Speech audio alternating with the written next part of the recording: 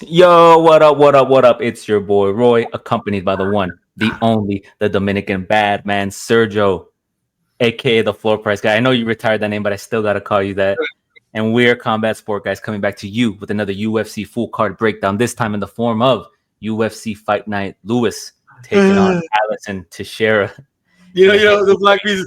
I remember. Yep. It's one of your favorite things, right? They're going at it in a 5-round heavyweight bout, but I doubt it goes the 5 rounds. But before we get into this card, let's talk about 2 weeks ago. We had a week off of UFC. I hope everybody had a wonderful 4th of July if you're in the States, Independence Day. I hope you enjoyed it with your families. You got some good food in and you just relaxed. Kind of boring that there wasn't a fight card, but it is what it is. Let's talk about last week and how successful we were at UFC 317. Take it away, my man. How you doing? First of all, I'm good, but we fucking cooked. I went a little bit degen. I got 5 out of 11. You got 10 out of 11, baby. 10 out of 11 picks. What's the one you got incorrect? The one I got incorrect was the Felipe Lima. Yeah. And even going into the last round, I think it was 1-1 a par, and it was cool. It was good to see Talbot do his thing, but let's kind of talk about it. We went 13 bets. There was one that didn't land, which is the Lima Topuria one. But dude, we had a killer night. We ended up it was profitable for me. Even though you see that, I didn't really bet that much, but when I did, I went ham.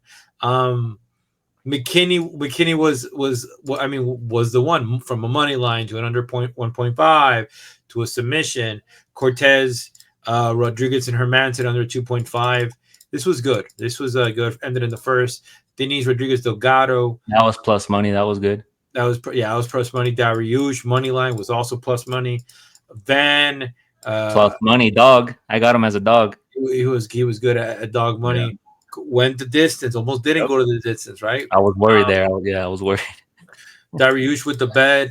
Decision, no bet. Yeah, I was worried when he got dropped in the first round, but he pulled it out. He pulled it out. It's just, but didn't I call it? I said he's going to get clipped, and then he's going to come back. I was like, that's the Dariush special.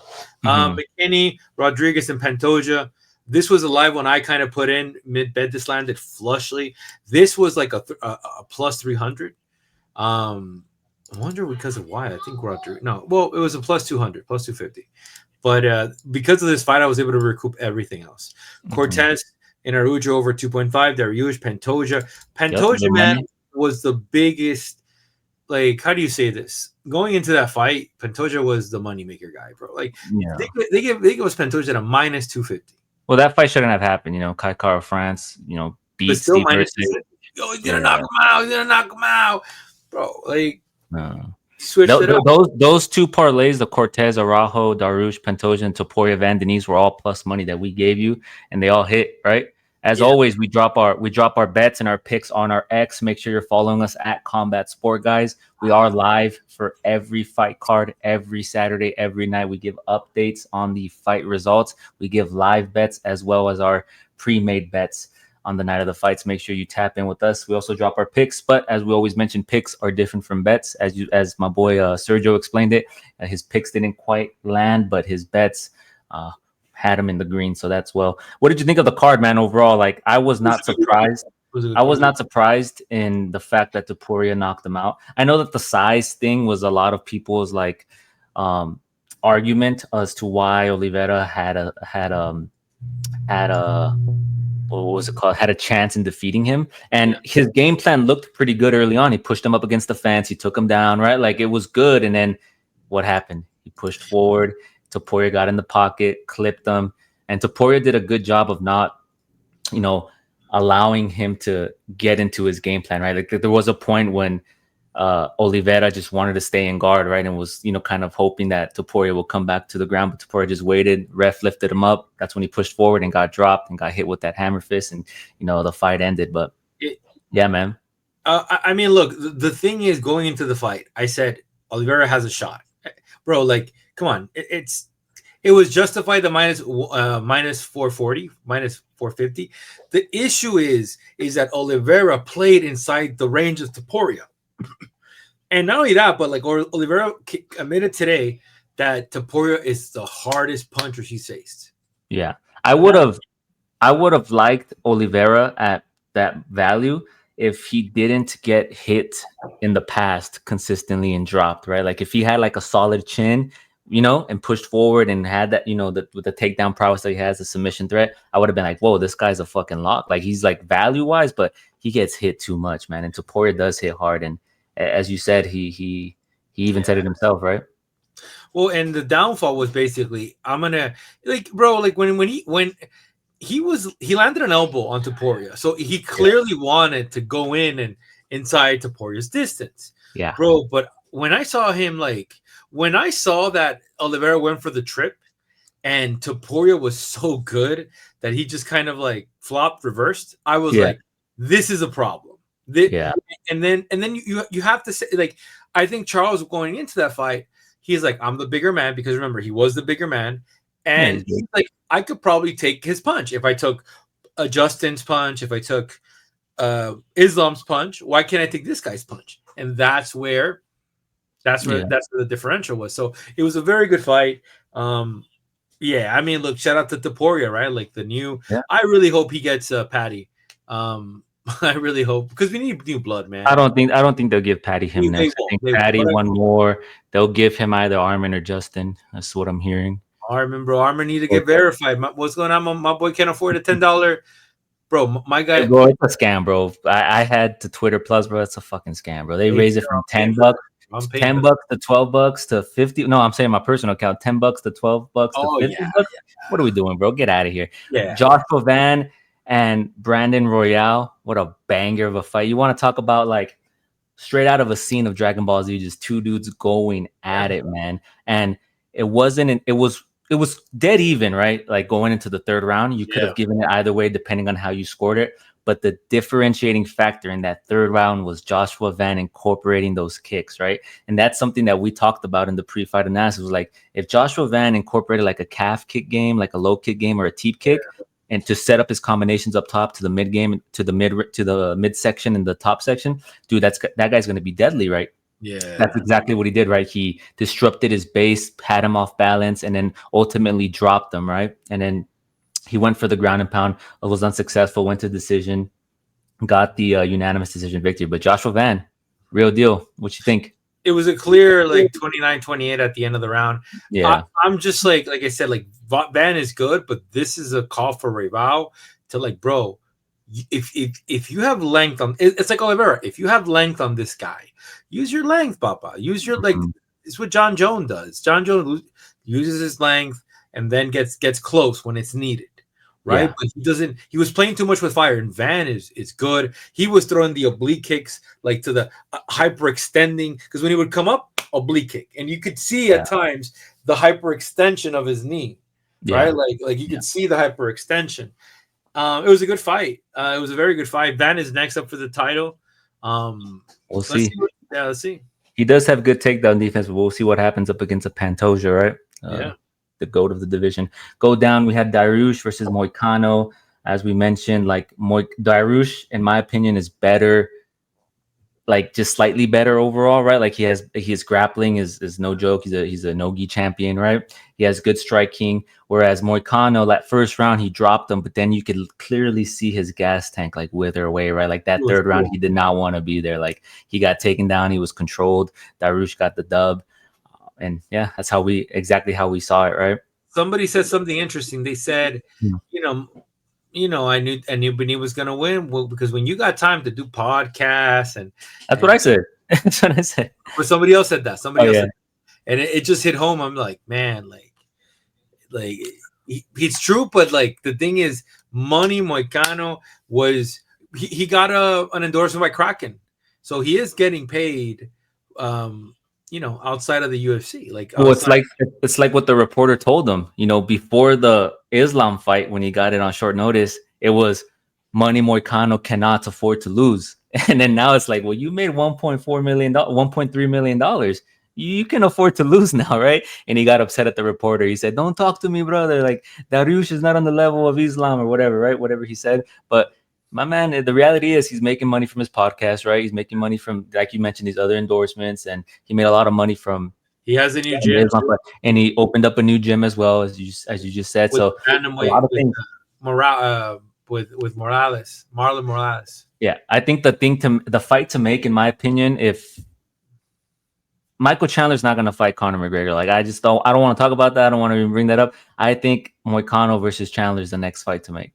Make it. Put it on a card, and then you have Talbot defeating Felipe Lima. And one of the things we've talked about, like during the fight in messages, is that Talbot looked visibly bigger. Like he looked like he put on a little bit of muscle. Like he looked kind of like a weight. I think you said he was he's weight bullying it right now. And his takedown defense looked good. He looked great, man. Bro, that guy looked massive, bro. When I saw that, I'm like, really? Bro, Yeah. and Felipe had good success in the first round. Second round, I think he felt the power. He felt the power a little bit. 100, bro. But that's the guy's a weight bully. That guy was massively big. But and then like I looked at that fight and I'm like, what is like? It's a bantamweight. Like, dude, the guy's a big dude. Yeah, it's a big dude. But yeah, and the fact he didn't tire. He didn't tire. And then the thing that upsets me is the broadcast. They talk about how he got taken down a bunch of times by Barcelos, but they didn't mention that Barcelos' like credentials, right? Like he's a 5-time national Brazilian wrestling champ. Of course, he's going to take down somebody who doesn't have the same accolades as him, right?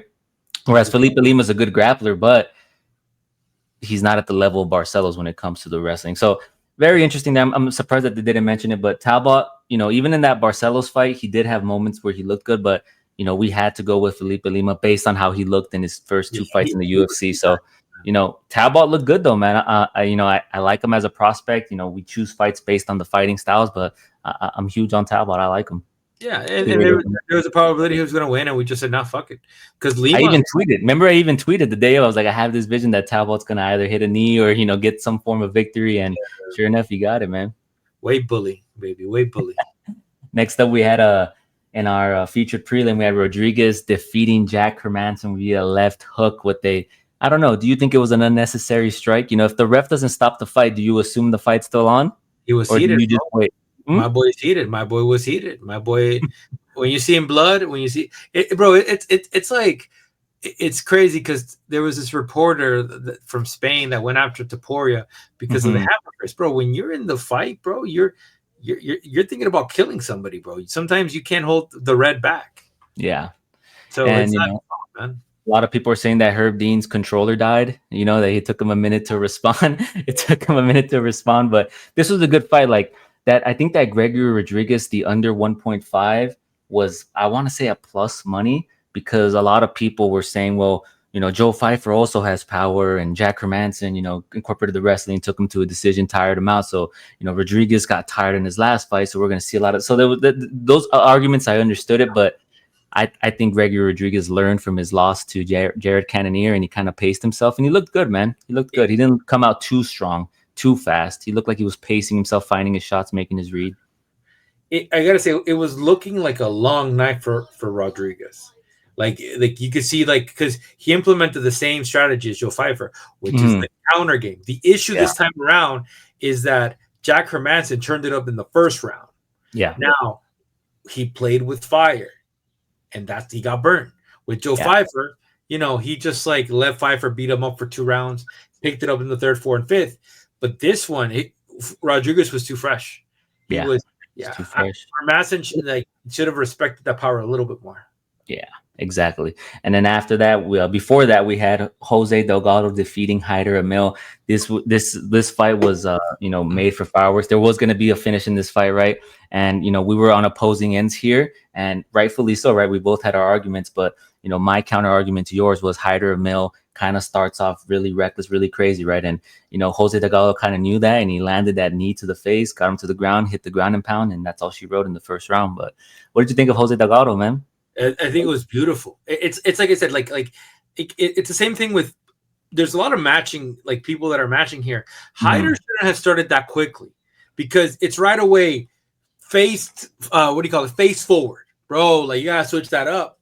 You gotta start. You gotta really mix that up, and he did it. and he paid the price. He paid, and it's just like, bro, I like because he was like dog off the bat, but it's like, bro, we can't be doing that. Like, feel the first round, be a little bit more defensive. A guy like Delgado that has power, you gotta try and keep your distance, range him, take him down, but not get it in his range or get sloppy with your technique, because that's what happened.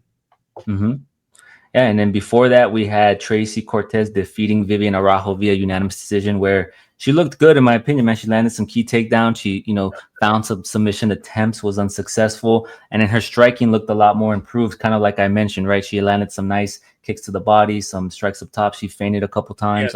She looked fast. She looked good. Her cardio looked good.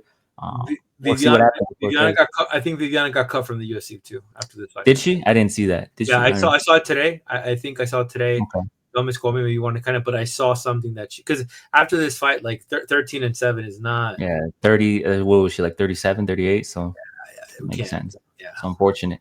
Yeah, so she got the dub. Hopefully, we see her fight more than one time a year. Hopefully, at Noche they put her on the card. We'll see. Yeah. Before that, we had Terrence McKinney defeating Slava Claus via submission. And this was pretty much the lock that everyone had, right? This is the pick that everybody had. It was McKinney money line, McKinney under 1.5, McKinney via submission.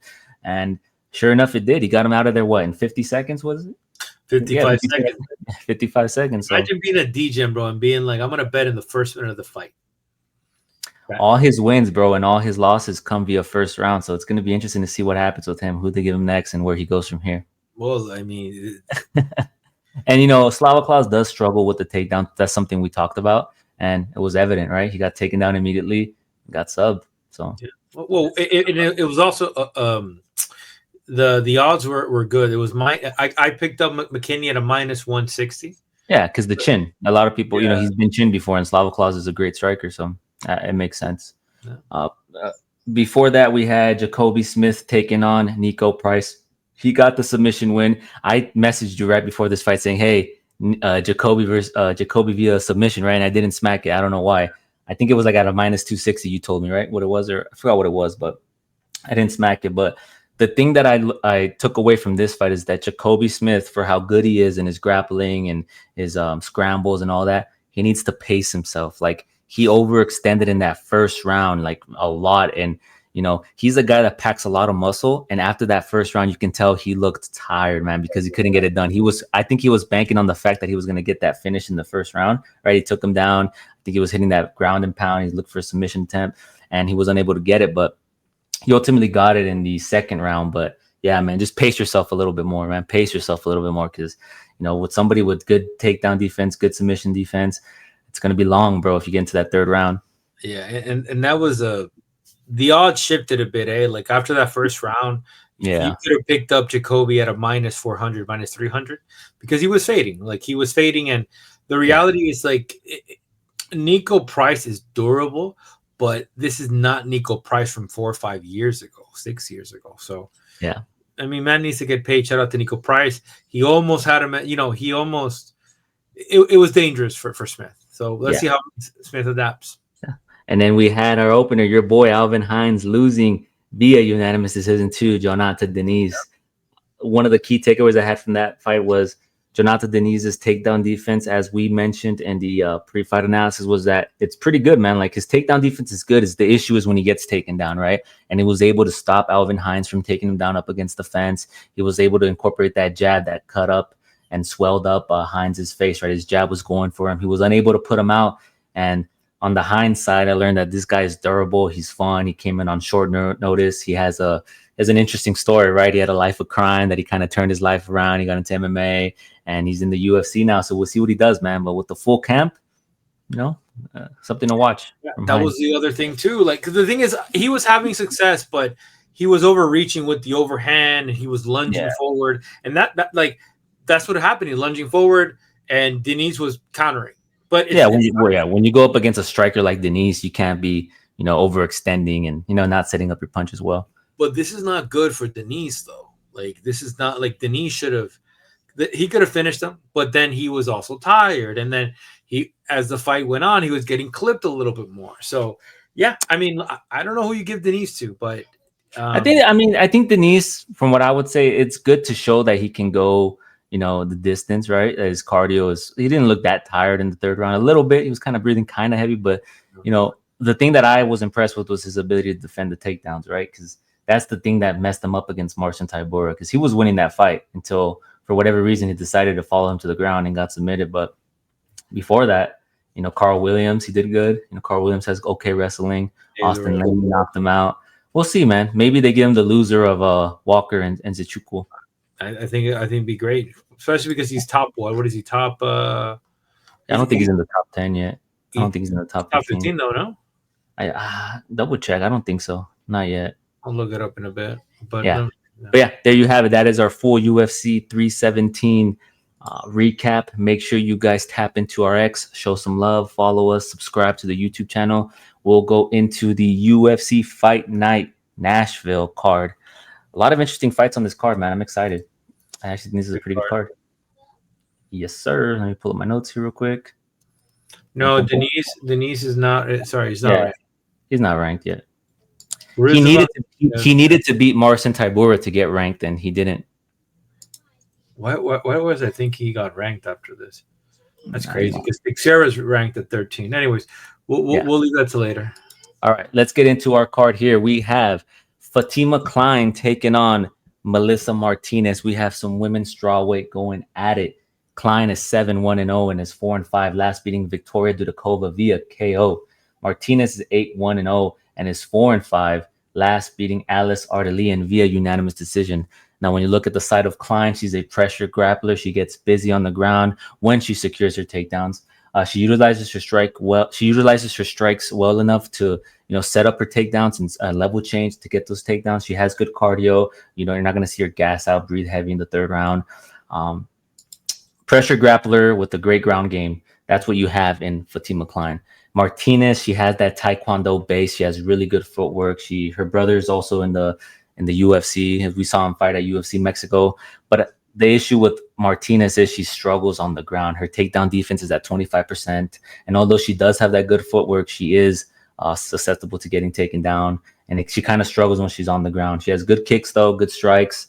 As I mentioned, that Taekwondo base. I think this is a classic striker versus grappler here. And I think Kline's going to be able to take her down and, get the dub here. And she's a heavy favorite. So I'm not going to throw her in any parlays. I'm going to look at the under 2.5, maybe the inside the distance finish here for Kline, maybe submission, maybe ground and pound. But I'm going to go with Kline to get it done.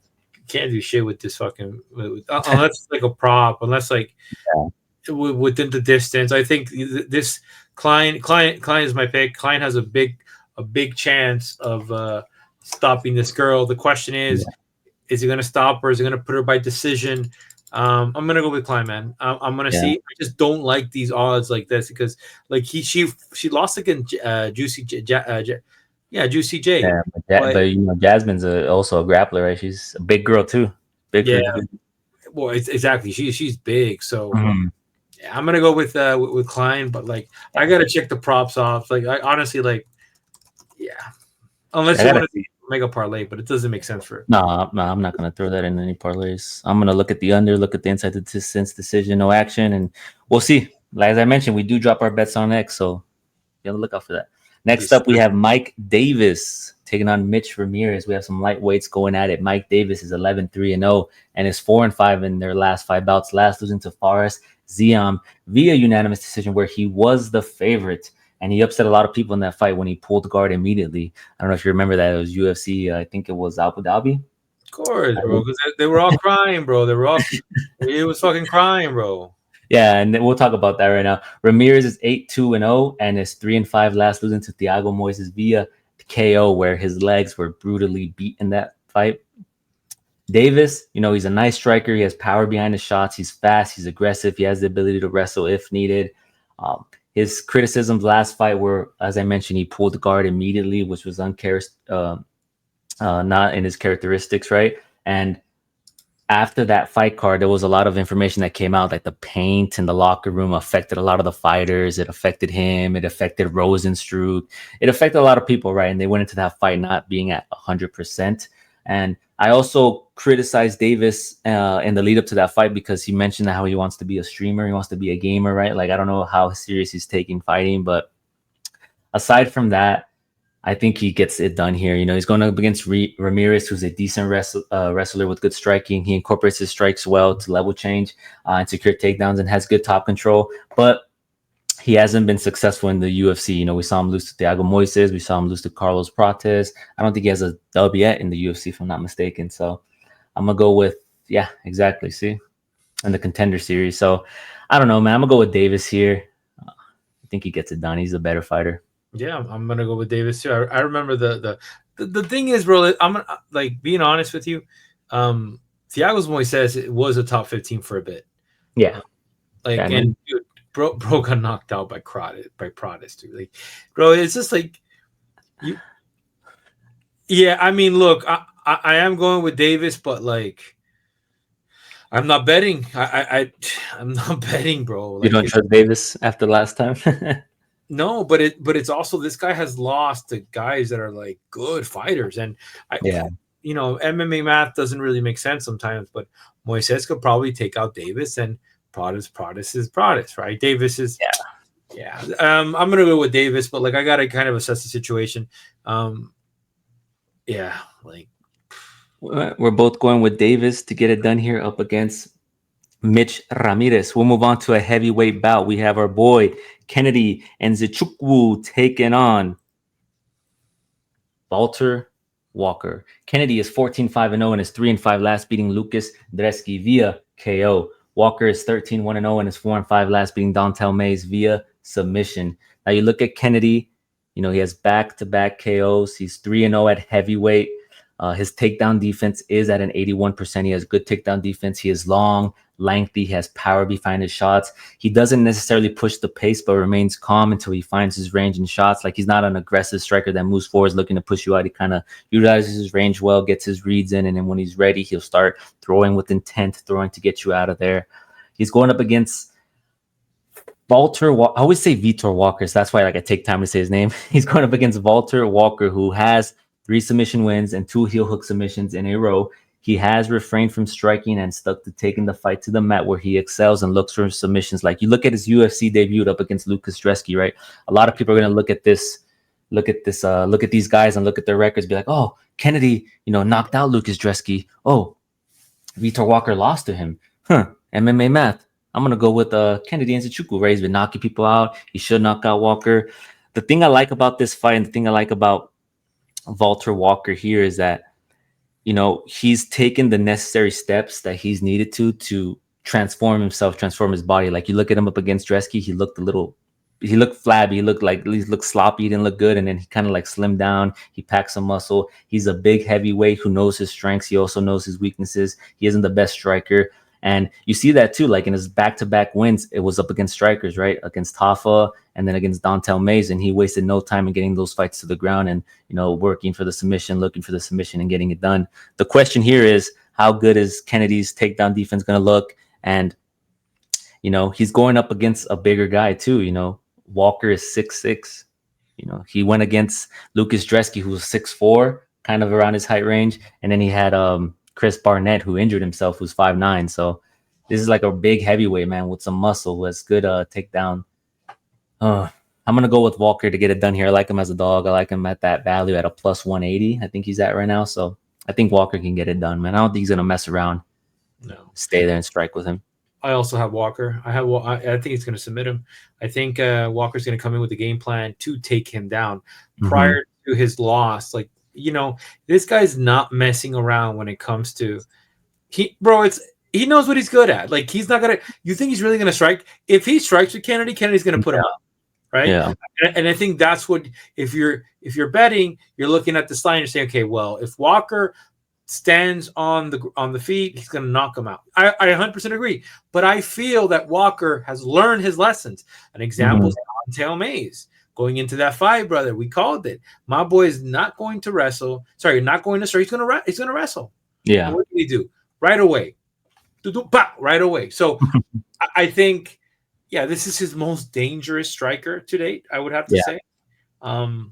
The distance, he's going to have to really be careful with that jab. But I got Walker. And plus 185. I hope it goes to plus 205.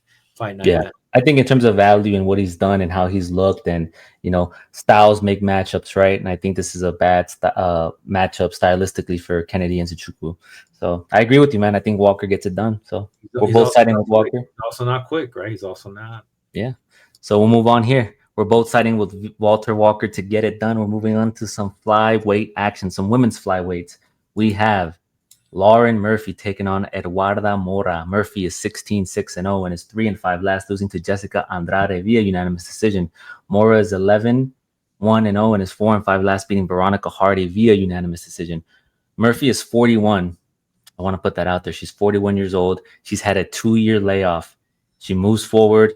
She pushes a pace.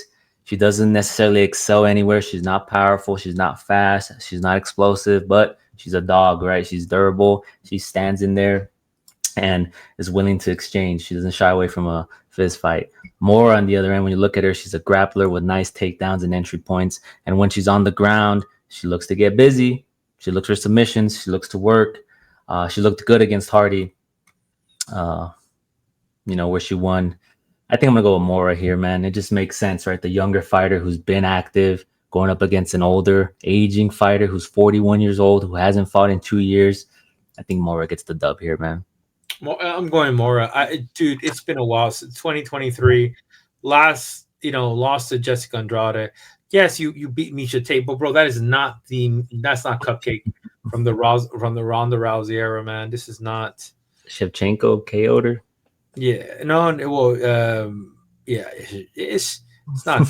It's just like the consistency. The consistency is not there unless she's been dealing with different stuff. She's great. She's very great. This girl. I just don't see it. I just trying to figure out a way. But I'll tell you what, champ. If you want to play, because there's three big prior to this, there's three big favorites, right? Yeah, Davis and Kline. And Moura, you put them on and I'll parlay. That's a minus 272. Doesn't attract me, bro. I know, but the gambler will. The gambler will look at these odds and say, "Well, it's definitely a bet." So yeah. There's a free parlay if you're interested in that. You have the three favorites, smash them all up, see what happens, see which one ruins it. Which one do you think out of those three ruins it? I'll say Davis. Out of those three, probably Davis. Davis, bro. Davis. Yeah, we'll see. Next up, we have a fight that I went back and forth with in my mind. I went back and forth with while watching tape, while looking at the stats, while looking at the numbers. We have Jake Matthews taking on Chidi and Njokuani. I even asked you for your opinion on this, and I do that. When I do that is because I'm up in the air and I'm looking for you to sell me to who to pick. I do it once in a while, right? I hit you up like, hey, what do you think about this fight? Matthews is 21-7-0 and is 3-5 last, beating Francisco Prado via unanimous decision at home in Australia. I think it was UFC 305. Was it? No, not 305. It was wherever Drick has fought. It's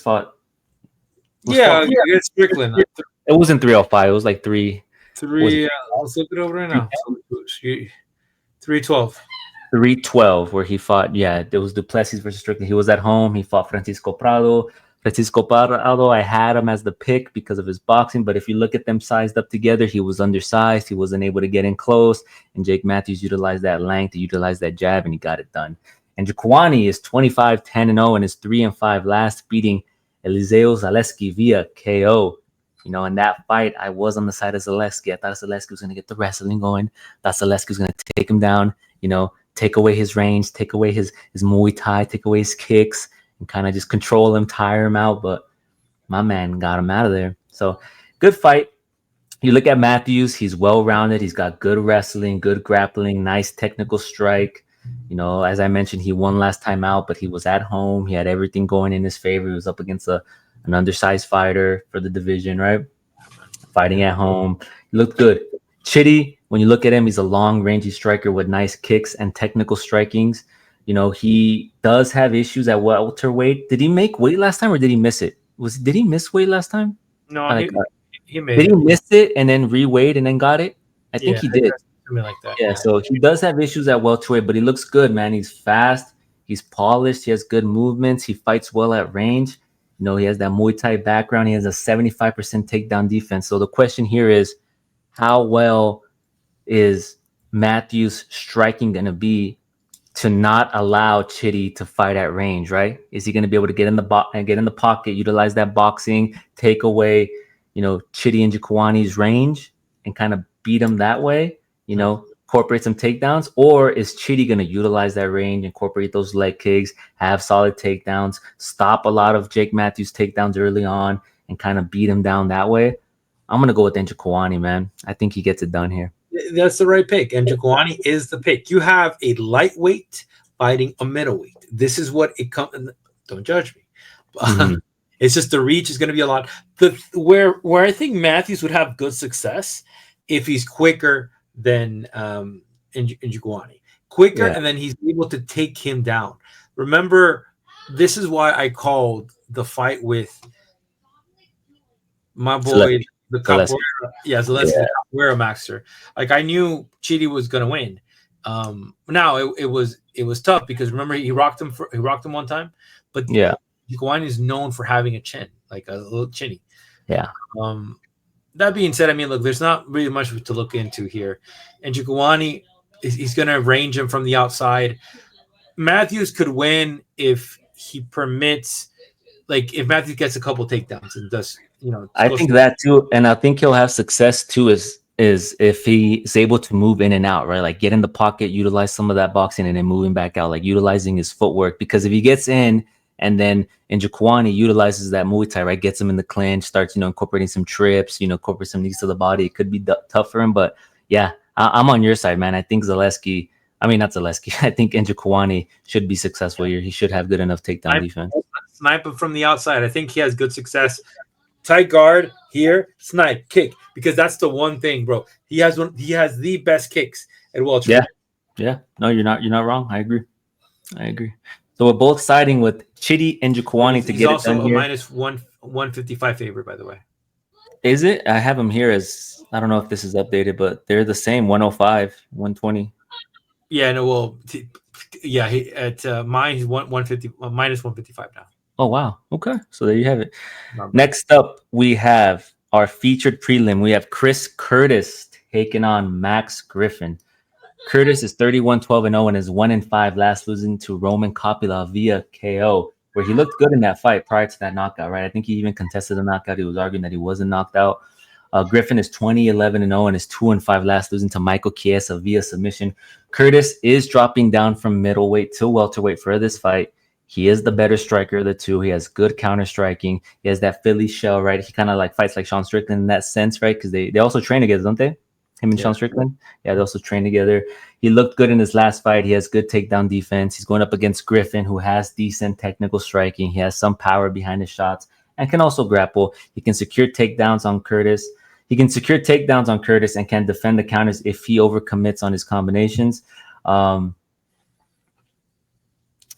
I think Chris Curtis is going to get it done here, man. I think he's the better striker. Like I look at Max Griffin when he was fighting Michael Chiesa. Chiesa was beating him on the feet, and Chiesa isn't, known as that, a striker. He's known more so as a jiu-jitsu guy, right? Gets you on the ground, the grappling, and then gets the submissions. I think Curtis is going to hold up here, man. His takedown defense, his boxing's better. I think he gets it done. Curtis is the pick. The fact is Curtis is dropping to welterweight.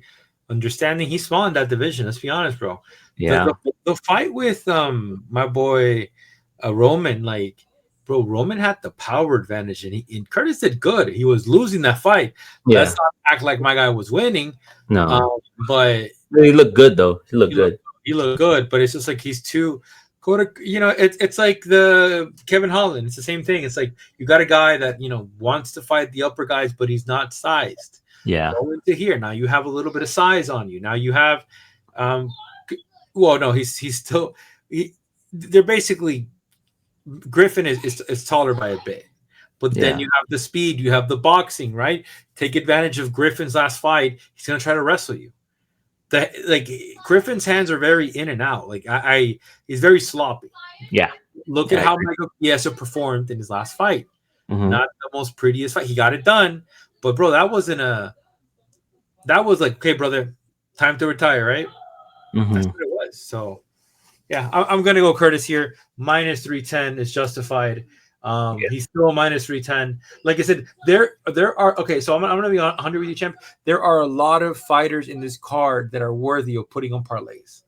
There are, and there's also a lot of fighters fighting in new weight classes too, which is interesting. Yeah, you just have to be careful because, like I said, like you don't know, like that Davis fight is the one that concerns me a little bit. Yeah, and there's certain fights, there's certain bets that we make early on in the week, but the reason we don't put our bets out until Friday or Thursday is because you and I both like to look at the weigh-ins. We like to look how they look on the scales, right? Because sometimes we've picked fighters in the past, and then we see them on the scales, and then we kind of message each other like, "Hey, my boy look rough." Huh? Payton is a great example, bro. Bro, it's just he didn't even look that big on the weigh-ins. Like on the ceremonial, when that motherfucker, when he got him against the cage, I was like, oh shit, this is an issue. Yeah, exactly. So that's why we like to wait for the weigh-ins to see how they look. And I want to see how he looks, like how his frame's going to look, how is he going to look with that cut, right? To see how his body fills out. So it's going to be interesting. We'll move on here. We're both picking Curtis. We'll move on to our main card. We have Junior Tafa making his debut at light heavyweight. I think you were calling for this. You always call for somebody to drop down or to go up, and you finally got it, brother. You got Junior Tafa. I don't know if you saw his picture on Instagram. My boy's looking slim, man. He's looking slim. Junior Tafa taking on Tokkos. Now, Tafa is 6-3-0 and is 2-5, last beating Sean Sheriff via KO. But in that fight, Sean Sheriff, I believe, came in on short notice, right? Came in on short notice, and he was able to get it done. Tokkos is 10-5-0 and is 3-5, last losing to the contender, the prospect. I don't want to say contender, the prospect in Navajo Sterling via unanimous decision. Tafa has had some finishes in the past. He has knockout power. He's a striker with a kickboxing background. He throws with intent. He looks to get you out of there. He does, however, as all great strikers do, struggle with the takedowns. When he gets taken down and he's put on his back, he looks helpless. He doesn't know what to do. He doesn't have a good get-up game. Doesn't know where to go, right? And that's what a lot of people look to do when they're going up against him. Tuco, when you look at him, he's a grappler. He's a grappler first, and he looks to take you down and control you from the top. He has good cardio, and even though he lost his last fight, he secured 3 takedowns against Navajo Sterling, who is a big guy. I think he's about 6'5" or something like that, 6'3". He's a tall guy for the division. He was able to take him down. So this is going to be an interesting fight. At light heavyweight, how is Tafa going to look? I mean, is his power still going to be there, right? He's cutting weight. Is his power still going to be there? He might be a little faster. But at the end of the day, has he answered the questions or has he addressed the concerns revolving his takedown defense? And I think here, Tuco, despite having 2 losses, I think he's going to get the grappling going. He should get some key takedowns. I think it's going to be a classic, like just take him down, tire him out. He does have the puncher's chance if you want to be a degen and bet on the knockout, but I think Tuco gets it done here, man. Yeah, we're Tucos. That's I don't think Tafa has done enough. I don't think where Tafa's at right now, I don't think he's addressed the takedown defense. I think he's just like, okay, you know what? Last fight, he got knocked out. Sorry, he knocked out the guy out. But, bro, it was bad. My boy, you got to put him on the rest. Yeah, and he lost to Vitor, right? Didn't he lose? Was he the one that lost to Vitor, or was that the other brother? Go to his loss? To Walter. I always say Vitor. He lost to Walter, right? Where he was pissed because of that fight. It was a verbal tap. Bro, the Walker brothers have beef with the Tafa brothers, bro. They got to do the first ever UFC tag team match. I'm just kidding. But remember after that fight, they had beef, the brothers? Yeah, it's Johnny Walker, bro, was on the boat talking shit, bro. I just even after that fight, like, bro, it's just that's on you. I mean, 214, 241. Tuco still has some size in him. Yeah. Tuco needs to press. If Tuco presses, it's fine. Different fights are just different fighters make different fights. Yeah. The Navajo, he could take a punch. That's what that told me. So yeah, I'm gonna go with a Tuco's. Not saying he can take a punch, but he's not gonna strike with this cat unless strike when he's tired. Yeah. And I'll be honest, I'm a bit biased because after the other brother, the Junior Tafa, after he lost to Teixeira, I told Floor I'm never betting on another Tafa ever again, man. My boys let me down too much. I told you. Like, well, didn't he almost got knocked out in his fight against Sean Sharaf? It was a back and forth. I think. When did he get him out of the second round or the first round? I just want to see the first round. He got or the second round at the beginning. Yeah, second round. But second round. I think the first round was back and forth for a bit, and then Sean Sheriff, since he was in on short notice, I think he got tired. That's what lost him the fight. It was very. Yeah, Sterling is 6'4", bro. How tall is Tafa? 6'3". 6'3". Okay, so about the same. This guy's 6'4" though. So yeah, I'm gonna go with Tokkos. And there we have it. We're both going with Tokkos here to utilize the grappling, neutralize the power, and get it done here. Those are the two dogs. Typically, when we have two dogs like that, I myself like to bet the money line just because it's value. I don't throw them in any parlays because they always have the ability to lose, right? Everyone has the ability to lose, and I don't want to, maybe if I'm confident in the dog enough, I'll throw them in a parlay. But I think strictly money line, I'll have either Tokkos or who's the other one? Walker as my. I might even parlay them both, right? Just for fun. See what the odds are on that. Throw that out there, but we'll see. That'll be dropped later on. Next up, we have Vitor Petrino moving up to heavyweight, taking on Austin Lane. Vitor Petrino is 11-2-0 and is 3-5, last losing to Justin Jacoby via KO. Lane is 13-6-0 and is 1-5, last losing to Mario Pinto via KO. Petrino, as I mentioned, is moving up to heavyweight. He has power behind his strikes. He has good grappling as well. He's pretty well-rounded, but not that good.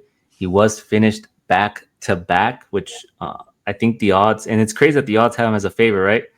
But I kind of see why. My issue with him is he's going up against Austin Lane, who's a big heavyweight. He's an ex-NFL football player, as we mentioned before in the past. He has good speed. His striking isn't the best, but he gets busy and can grapple as well. As we saw him, utilize his takedowns up against Jonathan Deniz, up against Robelis de Spain. He's pretty good in that regard, but you look at Vitor Petrino, look up against Anthony Smith. He made an error. He gave him the neck, right? He got the submission. Dustin Jacoby, he was looking good up until I think he shot for a takedown, right? And Jacoby put him down when he was entering. So I think here Petrino should look better at heavyweight. He should win here. The issue with Austin Lane is he always has a first good round, and then if he doesn't do it in the first round, he kind of loses it in the second, right? He gets tired, and we saw that up against Mario Pinto, right? I think he stunned Mario Pinto in the first round, but that was Mario Pinto's UFC debut, remember? It was his UFC debut. He stunned him. I think you had him as a pick there, and you were at the edge of your seat because you thought he was going to get the finish, but Mario Pinto came back in the second round, was able to KO him. He got it together. He composed himself. Oh, he's chinning.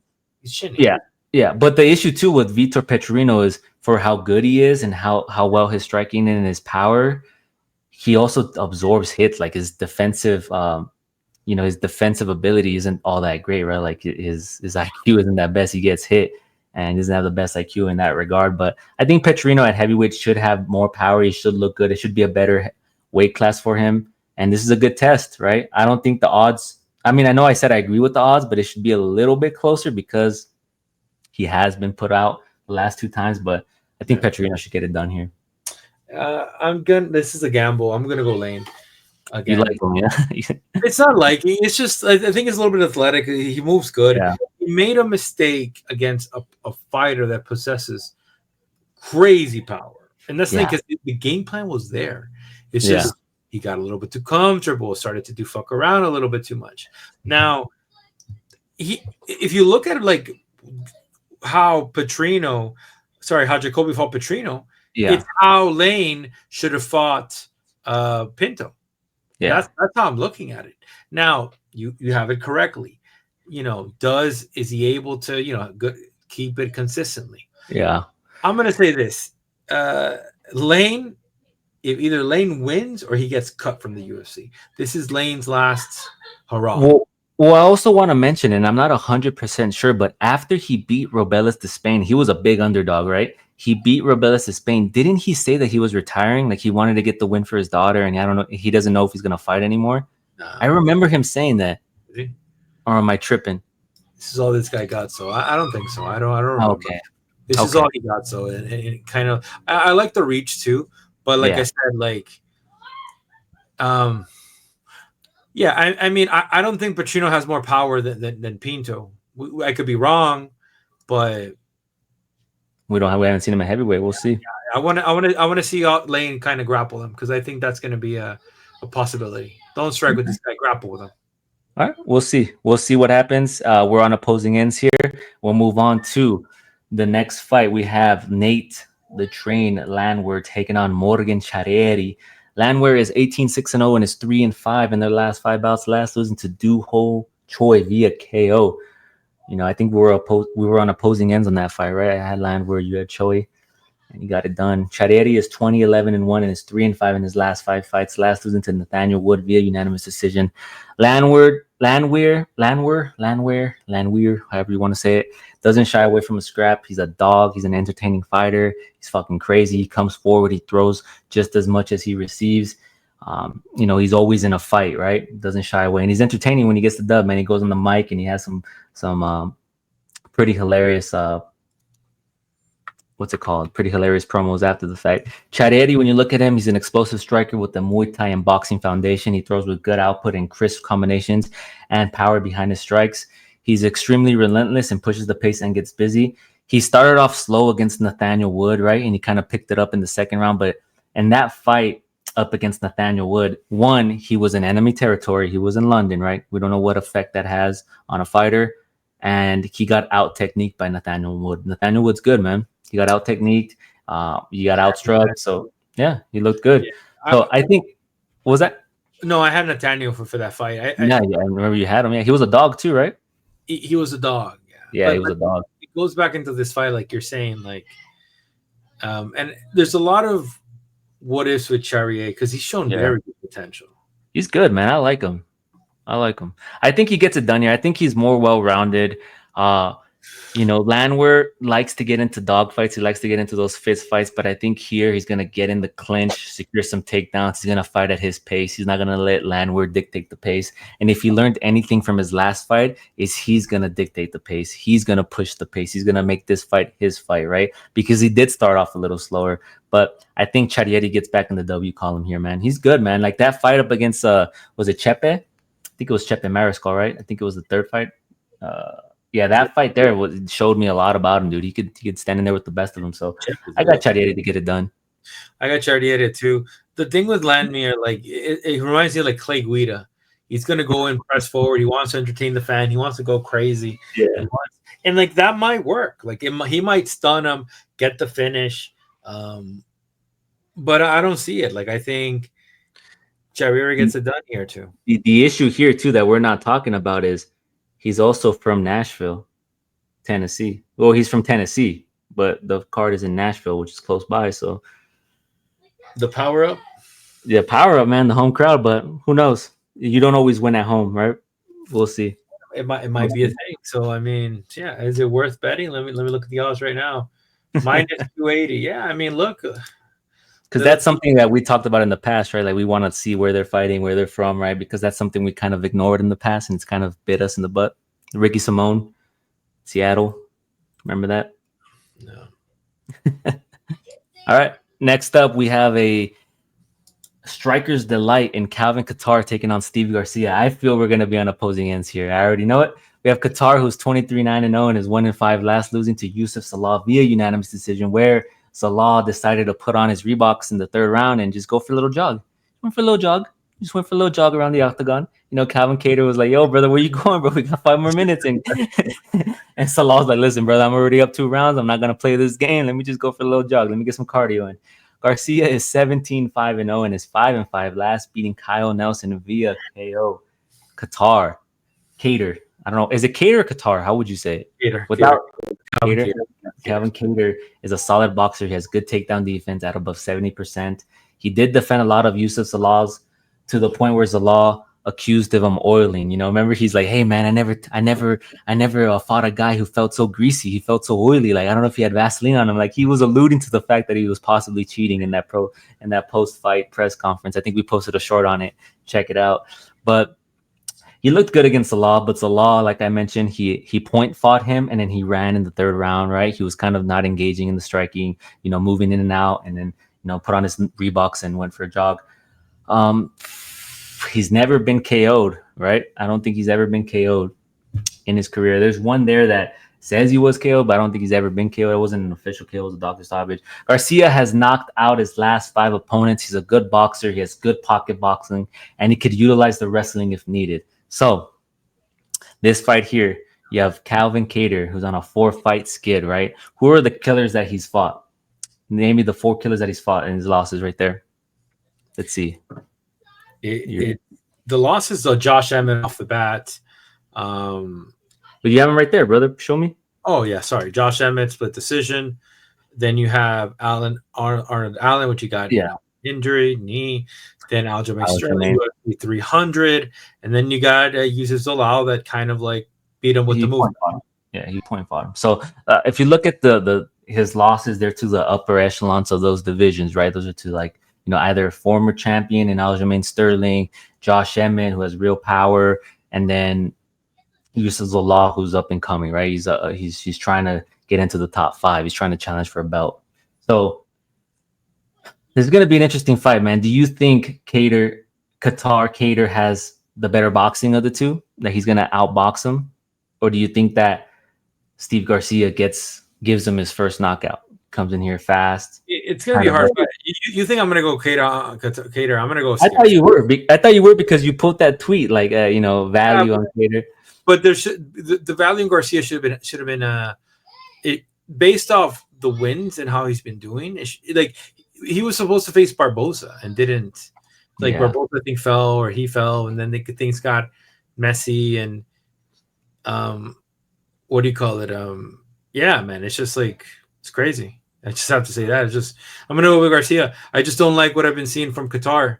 Kattar, brother, you fell into the trap.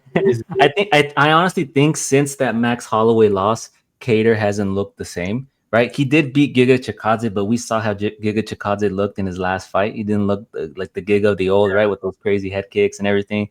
I don't know, man. I think Steve Garcia is gonna come out here. He's gonna get into the pocket. He's gonna land some heavy shots.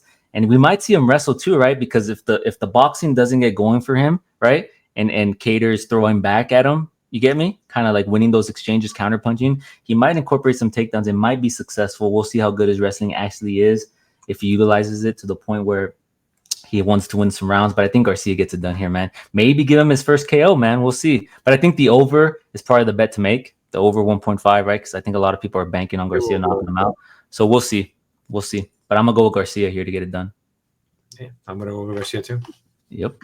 Next up, we have our co-main event. We have Steven Wonderboy Thompson taking on Gabriel Bomfim, one of the Bomfim brothers, the better one, I think. Thompson is 17-8-1 and is 1-5 last, losing to Joaquin Buckley via KO. Bomfim is 17-1-0 and is 4-5 last, beating Chaos Williams via submission. Wonderboy is 42 years old. He has that karate base, that bladed stance. He has good lateral movement, does a good job moving in and out. He fights well at range. He's coming back, however, from a KO, right? And how do fighters necessarily look when they come back from a KO? How much does it affect them? We always talk about that.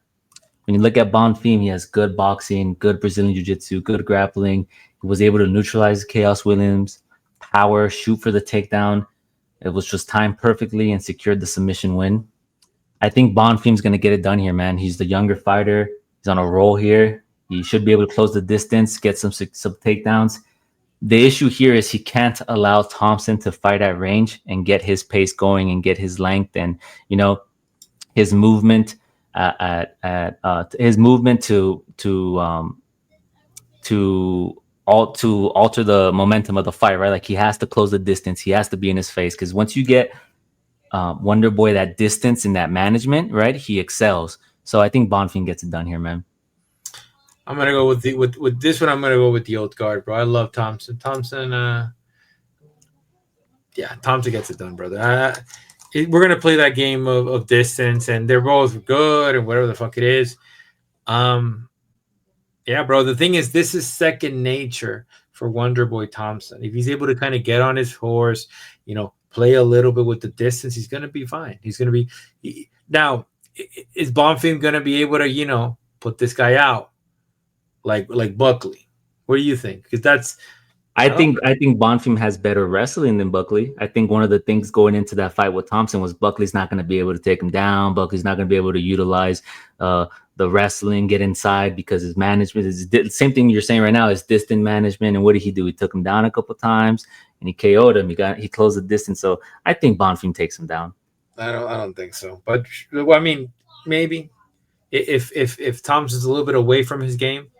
But let's see what happens. I'm gonna go with Thompson, and like this is a gamble. This is yeah. We'll see, man, because he's coming off of two finishes. Like you look at his 2 losses, it's the Shavkat, right? Submission. He got choked out and then he got KO'd by Buckley. So we'll see, man. Does he get finished again, or does he take him to a decision and outpoint him and beat him? Talking about very good fighters here, champ. Yeah, very good fighters. We're also talking about somebody. We're also talking about a 27-year-old trying to make a statement in the division, right? Oh. Yeah, I mean, let's see. Who did he beat? Who was the last victory? Holland. Holland. Kevin Holland, huh? Yeah. Kevin Martin Holland. Let's see, baby. Let's see. Yeah, we'll see. We will see. Next up, we have our main event. Derek Lewis taking on Taliesin Teixeira. Lewis is 28-12-0 and is 2-5, last beating Rodrigo Nascimento via KO. Teixeira is 8-0 and is 5-5, last beating Justin Tafa via KO. You know what's so crazy about the UFC? Yeah. Teixeira got his victory in the Dana White Contender Series. Then he got a slot on the main card on a pay-per-view, and now he has a UFC main event. Like, they're trying to build, like, that should tell you the state of the heavyweight division. They're trying to build this cat up fast, right? Fast. They're trying to put him through it and get him ranked and get him up there, right? Because the UFC heavyweight division needs it.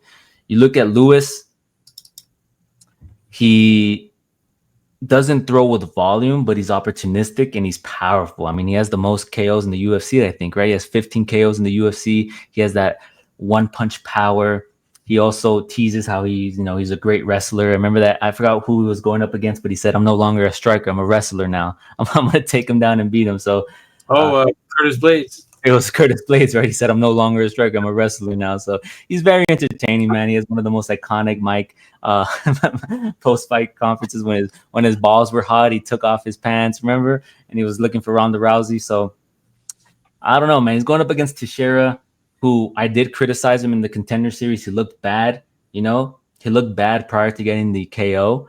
And, when that fighter, I forgot who he was fighting against, but they had him up against the fence. He had him in the pocket. He was landing some strikes. He was taking damage. But against Tafa, he looked good, man. He came out. He attacked the body. He pushed him up against the fence. He landed that vicious forearm to the face that put him down. And he kind of talked about his Dana White Contender Series fight. And he said, I was a lot reckless in that fight because I wanted to get the contract. I wanted to win. And people criticized my defense in that fight, but I was very reckless because I wanted to get that contract. So I think he's going to get it done here, man. He's big. He's a big heavyweight. He's 6'7", man, with an 83-inch reach. I think he's going to do more of the same. He's going to attack the body, maybe throw some knees to the body. And I think he beats Lewis, man. I think he beats him too. I just trying to figure out how does Lewis get this done, because if Lewis goes into the sprint mode, like he did with my guy over here, Marcos Lima Landani. Mm-hmm. Yeah. That I don't think it works with this guy. Teixeira's going to be very alert. Teixeira's not he's going to like when you have this range, bro, and he's moves very good. Like he knows how to good placing of the movements. Yeah. When he gets inside, he knows how to kind of go in. Derek is not going to be looking. So we have here what is under 1.5. I think that's the under 1.5, under 2.5. We'll see what the props has for me. We'll see. I'm very curious to see right now. Now it'll drop on Fight Night. We'll kind of check it out. But I mean, the variable here is like, who gets tired first? Lewis gets tired first. Like I think Dana White is high on Taliesin because even after his win against Tafa, he rarely tweets after fights, right? And then after the win with Tafa, he tweeted, "Now you know," right? So I think he's big on Teixeira. I think he's big on Teixeira. He wants him up there in the heavyweight division, and we'll see, man. Heavyweight division needs some fucking. I mean, Tai Tuivasa is still ranked, brother. My man hasn't fought in how many years? Yeah, it's just it's grim, bro. The heavyweight division is grim right now. Grim, It's not the biggest. Even Derek, like bro, I feel that Derek Lewis is in a situation in his life where, like, look, they give him Nacimiento, bro, but like, come on now, like Derek is Nacimiento's fighting in the PFL right now, bro. Like, and he also has a daughter, right? Didn't he? Doesn't he have a daughter? Like he recently had a daughter or something like that. Yeah, there it is. On God, like he fought after Derek Lewis. He fought 3 times in the PFL. A daughter. Who has a daughter? Teixeira? No, Lewis. Yeah, I think he has kids. He has a couple kids. Yeah, I'm really trying to give it to Derek Lewis right now. I'm really trying to give it to him. I mean, he obviously has the puncher's chance, right? He has the puncher's chance, right? He can land a vicious overhand right, get him out of there. But I don't know, man. I don't know what his plans are in terms of fighting. I mean, he's 40 years old, right? And the reason I mentioned his daughter, his kids, because there was a press conference prior to his fight getting canceled that he was talking about, like, I need to be more mindful how I conduct myself because my kids are getting, asked about me at school. They're getting bullied in school for like stuff that I said in the past, right? So I don't know, man. We'll see if he's just more focused on being a father, more focused on doing other things. Maybe this is, one of his last fights, get a payday and then move on. But we'll see, man. I'm gonna go with Taliesin here. Yeah, I'm gonna go with Taliesin too. Like I said, I just think Derek Lewis, and even with his last couple of fights, when Derek gets hit, bro, he right away he just says, you know what, get me out of there. Like he just like that's it. He's not gonna take. It's like Bob Sapp. He's not gonna take necessary hits. And give me your impression of Derek Lewis one more time.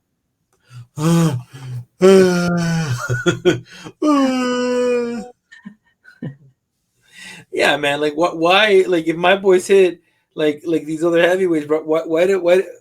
Why do you got to keep hitting me, bro? Like that's it, bro. You hit me hard, bro. That's it, bro. Let's call it a night, my boy. Who was he supposed to fight? Because I think didn't we break him down and then the fight got canceled? Go down. Let me see. Let me click on him. He was supposed to fight. Yeah, Jonathan Denise. That's who he was gonna fight. Jonathan Denise, and you were gonna pick Derek Lewis. I remember. Teixeira? Yeah. No. Derek Lewis was supposed to fight Jonathan Denise in November. I think he beats Denise. He beats him. Yeah, and then Alexander Romanov got canceled. 15 years difference, bro. 15 years difference too. I wonder why were those fights canceled? Like he's had a couple fights canceled. I don't remember if it's because his fight against Denise got canceled. Was he because he was sick or something like that? So I don't know what's going on with him. Yeah, we're both going with Tyson Teixeira to get it done. We're looking at the under 1.5, under 3.5. We'll see what the fucking sports books have for us. But there you have it, our full card breakdown. After this, we will be back with UFC 313, Dustin Poirier's last hoorah in the UFC, man. It's going to be an emotional night, right? When that music hits, what are you going to do, brother? You going to cry?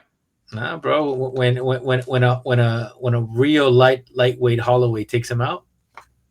Well, Holloway said something interesting the other day. He said, "You know what?